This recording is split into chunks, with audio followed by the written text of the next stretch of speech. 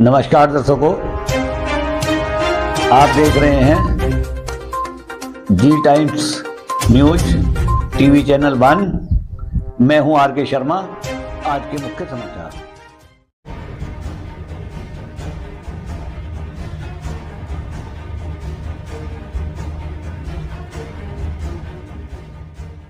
BJP पहली बार 2014 में हरियाणा की सत्ता में अपने दम पर आई। इससे पहले वो सरकार का हिस्सा रही थी, लेकिन अपने दम पर खुद बड़ी पार्टी के तौर पर सरकार बनाने में 2014 में ही सफल रही। इसके बाद 2019 में वो सबसे बड़ी पार्टी बनी और जेजेपी के साथ मिलकर सरकार का गठन किया।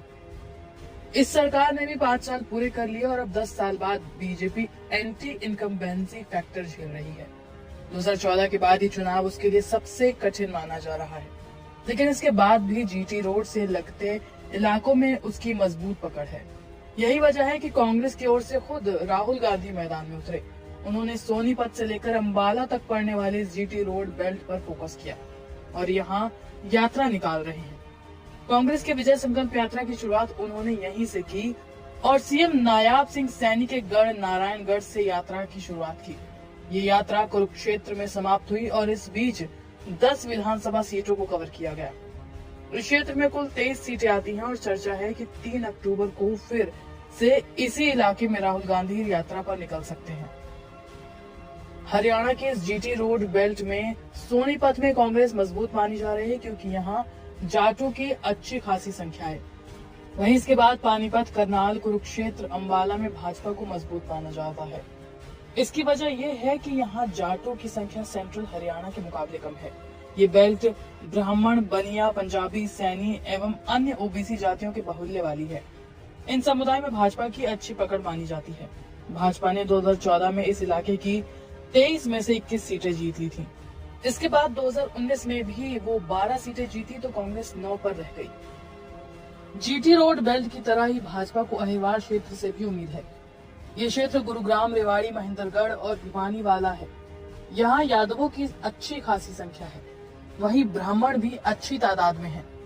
कांग्रेस में जाटों का रुझान बढ़ रहा है तो ध्रुवीकरण की स्थिति में अन्य जातियां इस बेल्ट की भाजपा के साथ नजर आ रही हैं।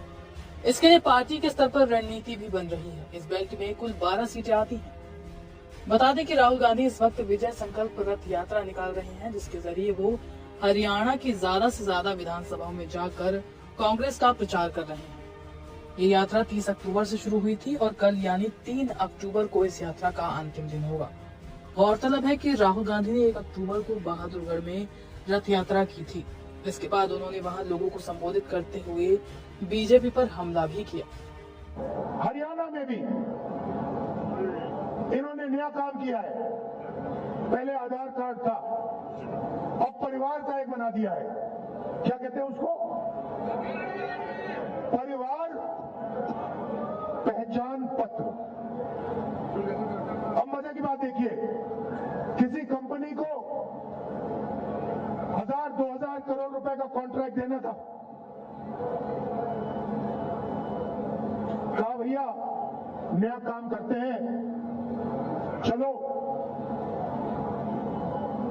परिवार परेशान पत्र बनाते हैं।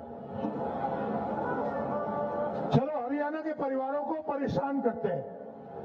कभी आपकी उसमें आमदनी बढ़ जाएगी, कभी कम हो जाएगी, कभी आपको सरकारी प्रोग्राम से परे कर दिया जाएगा, रोजगार नहीं दिया जाएगा और कहेंगे भैया देखो आपके परिवार परेशान पत्र में आपकी आमदनी ये है। सच्चाई कुछ और है। कॉन्ट्रैक्ट देने के लिए पूरा का पूरा तमाशा कर दिया है, सबको तंग कर दिया है। ये जो इनका परिवार परेशान पत्र है, सरकार आएगी हमारी इसको खत्म